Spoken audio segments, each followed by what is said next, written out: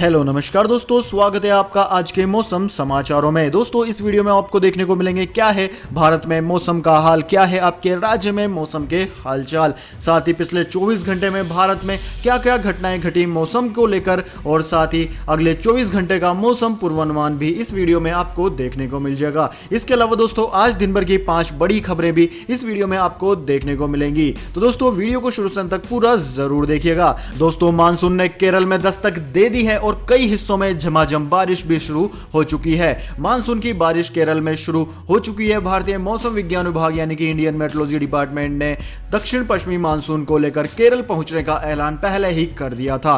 समय से मानसून के पहुंचने पर मौसम वैज्ञानिक काफी उत्साहित हैं। मौसम विभाग का कहना है कि इस साल दक्षिण पश्चिमी मानसून के सामान्य रहने का अनुमान है। मानसून सीजन यानी कि जून सितंबर के दौरान 100% बारिश होने की उम्मीद जताई जा रही है। हर साल अप्रैल और जून में मौसम विभाग पूरे देश में मानसून की स्थिति का अनुमान जारी करता है। दोस्तों पिछले 2 दिनों से केरल के अलग अलग हिस्सों में बारिश लगातार जारी है। पिछले 48 घंटों में मौसम विभाग के 14 केंद्रों में से 70% ने बारिश दर्ज की है। इसके साथ ही मौसम विभाग ने मानसून के पहुंचने का ऐलान भी कर दिया था। दोस्तों मानसून की प्रेडिक्शन की बात की जाए तो समूचे देश के लिए वर्ष 2020 की दक्षिणी पश्चिमी मानसून की बारिश की बात की जाए तो यह 96 से 104% तक की संभावना है। समूचे देश के लिए मानसून के मौसम की बारिश औसत 102% होने की संभावना है। इसमें 4 प्लस माइनस का फीसदी का अंतर हो सकता है। साथ ही दोस्तों क्षेत्रवार मानसून के मौसम की बात की जाए तो उत्तर पश्चिमी भारत में दीर्घावधि औसत से 107%, मध्य भारत में 103%, दक्षिण प्रायद्वीप में 102% तथा पूर्वोत्तर भारत में 96% होने की संभावना है। दोस्तों बात की जाए पिछले 24 घंटे और अगले 24 घंटे के मौसम पूर्वानुमानों की तो दोस्तों पिछले 24 घंटे की बात करें तो बीते 24 घंटों के दौरान केरल, कर्नाटक, उत्तराखंड और असम के कुछ हिस्सों में मूसलाधार वर्षा रिकॉर्ड की गई। पश्चिमी हिमालय, हरियाणा के कुछ हिस्सों, शेष पूर्वोत्तर भारत, छत्तीसगढ़, तेलंगाना और महाराष्ट्र के कुछ हिस्सों में हल्की से मध्यम बारिश दर्ज की गई है। साथ ही दोस्तों दिल्ली, राजस्थान के कुछ हिस्सों, उत्तर प्रदेश, बिहार, झारखंड, पश्चिम बंगाल, आंतरिक कर्नाटक, आंतरिक तमिलनाडु, लक्षद्वीप और अंडमान व निकोबार द्वीप समूह के कुछ हिस्सों में हल्की से मध्यम बारिश हुई है। साथ ही दोस्तों अरब सागर पर बना निम्न दबाव का क्षेत्र अब प्रभावी होते हुए डिप्रेशन बन गया है। इस सिस्टम के तूफान बनने की आशंका है। इसका नाम निसंग होगा। दोस्तों आज सुबह 5:30 बजे यह 13 डिग्री उत्तरी अक्षांश और 71 डिग्री पूर्वी देशांतर के पास था। यह गोवा से लगभग 400 किलोमीटर दक्षिणी पश्चिमी में है, जबकि मुंबई से 700 किमी दक्षिण में है। गुजरात के सूरत से दक्षिण पश्चिम में 930 किलोमीटर दूर है। उधर दोस्तों उत्तर भारत में जम्मू और कश्मीर के पूर्वी हिस्सों पर एक पश्चिमी विक्षोभ बना हुआ है। इसके प्रभाव से विकसित हुआ चक्रवाती हवाओं का क्षेत्र हरियाणा और आसपास के भागों पर है। दक्षिण पूर्वी राजस्थान पर भी एक चक्रवाती हवाओं का क्षेत्र बना हुआ है। उत्तरी राजस्थान के उत्तर प्रदेश, बिहार और हिमालय, पश्चिम बंगाल होते हुए पूर्वोत्तर भारत तक एक टर्फ बना हुआ है, जहां मेघालय तथा आसपास के भागों पर एक चक्रवाती सिस्टम दिखाई दे रहा है। दोस्तों अगले 24 घंटे के मौसम पूर्वानुमानों की बात करें तो यह पूर्वानुमान इसी सब चीजों से प्रभावित हैं। अगले 24 घंटों के दौरान तटीय महाराष्ट्र में भारी से अति भारी बारिश की आशंका है। केरल, तटीय कर्नाटक, तेलंगाना के कुछ हिस्सों, गंगीय पश्चिम बंगाल, ओडिशा के उत्तरी भागों, असम, मेघालय और दक्षिणी गुजरात के कुछ हिस्सों में मध्यम से तेज बौछारें गिर सकती है। इसके अलावा दोस्तों पश्चिमी हिमालय, राजस्थान के कुछ हिस्सों, मध्य प्रदेश, छत्तीसगढ़, आंतरिक कर्नाटक, आंध्र प्रदेश, पंजाब, हरियाणा और दिल्ली में कहीं कहीं हल्की से मध्यम बारिश होने के आसार हैं। तो दोस्तों यह थे अभी तक के मौसम समाचार। इसके अलावा दोस्तों एक और बड़ी खबर निकल कर आ रही है दोस्तों विनाशकारी तूफान को लेकर। दोस्तों तबाही मचाने आ रहा है एक और विनाशकारी तूफान। इस बार निशाने पर रहेंगे 2 बड़े राज्य। जी हां दोस्तों, चक्रवाती तूफान अम्फान की तबाही के बाद एक और तूफान का खतरा मंडराने लगा है। भारतीय मौसम विज्ञान विभाग ने सोमवार को कहा कि 3 जून को चक्रवाती तूफान निसर्गा महाराष्ट्र के रायगढ़ जिले में हरिहरेश्वर और दमन के बीच उत्तर महाराष्ट्र और दक्षिणी गुजरात के तटों को पार करेगा। आईएमडी के वैज्ञानिक आनंद कुमार दास के अनुसार यह गोवा के पणजी से अभी काफी दूर है। दास ने कहा है कि इसके 2 जून की सुबह तक उत्तर की ओर बढ़ने और फिर उत्तर उत्तर पूर्व की ओर बढ़ने के बाद हरिहरेश्वर यानी कि रायगढ़ महाराष्ट्र और दमन के बीच उत्तर महाराष्ट्र और दक्षिणी गुजरात के तटों से 3 जून की शाम या रात तक टकराने की प्रबल संभावना है। मौसम विज्ञान विभाग के मुताबिक मुताबिक यह एक भयंकर चक्रवाती तूफान है जिसकी गति 105 से 115 किमी प्रति घंटे तक हो सकती है और इसकी गति 3 जून को सुबह 5:30 बजे 125 किलोमीटर प्रति घंटा तक पहुंच जाएगी। इंडियन मेट्रोलॉजी डिपार्टमेंट के अनुसार 4 जून को शाम 5:30 बजे यह चक्रवात कमजोर पड़ जाएगा और हवा की गति 60 से 70% प्रति घंटा तक रह जाएगी। यानी कि दोस्तों चक्रवाती तूफान अम्फान के बाद एक और बड़ा तूफान भारतीय तटों से टकराने वाला है जिससे भयंकर जान माल के नुकसान की संभावना है।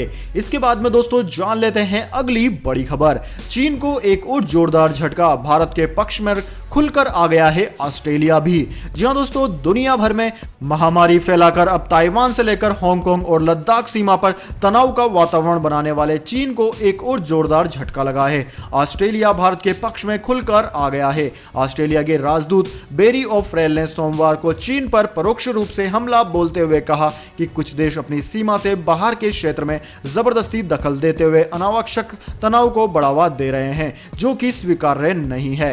बेरी ओफ्रेल ने कहा कि हिंद प्रशांत क्षेत्र को स्वतंत्र और मुक्त रखना भारत और ऑस्ट्रेलिया की जिम्मेदारी है। उन्होंने यह बातें एक सवाल के जवाब में कही।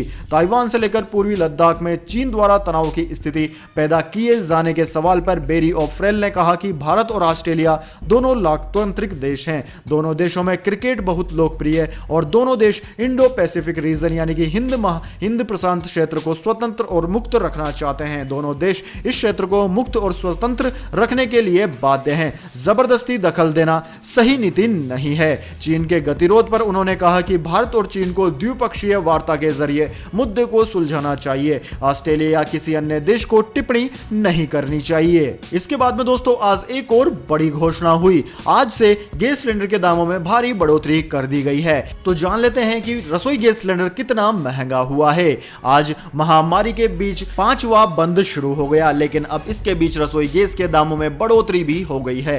तमाम गैस वितरण कंपनियों ने एलपीजी गैस सिलेंडर के दामों में इजाफा करने का फैसला किया है। मौजूदा बढ़ोतरी तत्काल प्रभाव से लागू कर दी गई है। दोस्तों ऑयल मार्केटिंग कंपनियों एचपीसीएल, बीपीसीएल, आईओसी ने बिना सब्सिडी वाले एलपीजी रसोई गैस सिलेंडर की कीमतों में बढ़ोतरी का ऐलान किया है। 14.2 किलोग्राम वाले बिना सब्सिडी वाले एलपीजी सिलेंडर के दाम दिल्ली में 11.50 रुपए प्रति सिलेंडर तक बढ़ा दिए गए हैं। अब नई कीमतें बढ़कर 593 रुपए पर आ गई है। अन्य शहरों में भी घरेलू रसोई गैस सिलेंडर के दाम आज से बढ़ा दिए गए हैं, जिनमें कोलकाता में 31.5 रुपए, मुंबई में 11.5 रुपए और चेन्नई में 37 रुपए बढ़ा दिए गए हैं। दोस्तों आपकी जानकारी के लिए बता दें, तेल कंपनियां हर माह की पहली तारीख को गैस सिलेंडर की कीमतों में बदलाव करती है। ऐसे में मौजूदा बढ़ोतरी के पहले ही यह आशंका दर्शाई जा रही थी कि कच्चा तेल फिलहाल $32 प्रति बैरल के करीब है, लेकिन बंद के चलते कई राज्य सरकारें पहले ही पेट्रोल डीजल पर वेट को बढ़ा चुकी है। ऐसे में गैस सिलेंडर की कीमतें भी बढ़ सकती है और ऐसा ही हुआ।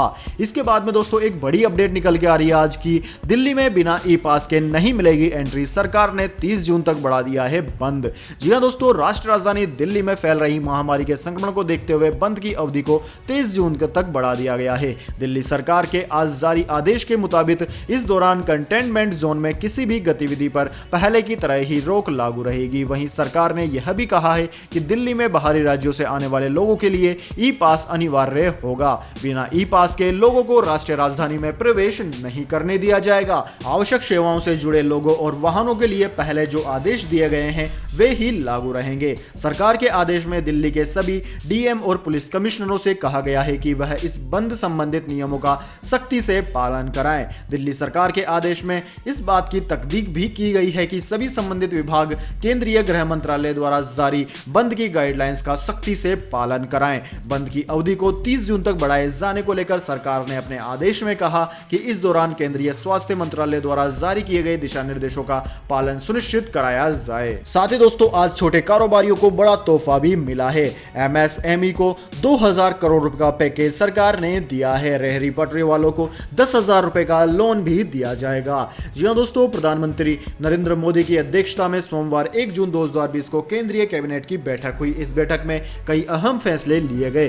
बैठक में रेहड़ी और पटरी दुकानदारों के लिए बड़ी लोन योजना का ऐलान किया गया। शहरी आवास मंत्रालय ने विशेष सूक्ष्म ऋण योजना शुरू की। इसके जरिए छोटे दुकान चलाने वाले या रेहड़ी पटरी पर दुकान लगाने वाले लोन ले सकते हैं। यह योजना लंबे समय तक चलेगी। इसका फायदा 50 लाख से ज्यादा दुकानदारों को मिलेगा। दोस्तों आत्मनिर्भर पैकेज के तहत रोडमैप जारी किया गया है। एमएसएमई की परिभाषा में बदलाव किया जा चुका है। मुश्किल में फंसी एमएसएमई को 20,000 करोड़ रुपए के पैकेज को मंजूर किया गया है। प्रकाश जावड़ेकर ने बताया कि एमएसएमई के लिए 50,000 करोड़ रुपए के इक्विटी निवेश का ऐलान भी किया गया है। ऐसा पहली बार हुआ है। इसमें यह कंपनियां बाजार में लिस्ट होकर पैसा जुटा सकती हैं। तो दोस्तों यह थी अभी तक की सारी अपडेट्स। मौसम समाचार आपको कैसे लगे कमेंट करके जरूर बताएं, और आप कौन से राज्य और जिले में निवेश करते हैं यह भी कमेंट करके बताइए, ताकि आने वाले वीडियोस में मैं आपके मौसम समाचारों को प्रमुखता से दिखा सके। साथ ही दोस्तों अगर आप चाहते हैं कि हम इसमें कुछ खबरें भी ऐड करें तो वह भी आप कमेंट में हमें राय दे सकते हैं। और इसी तरह की काम की खबरों के लिए हमारे यूट्यूब चैनल को सब्सक्राइब करके बेल आइकन दबाना ना भूलें। धन्यवाद। जय हिंद, जय भारत।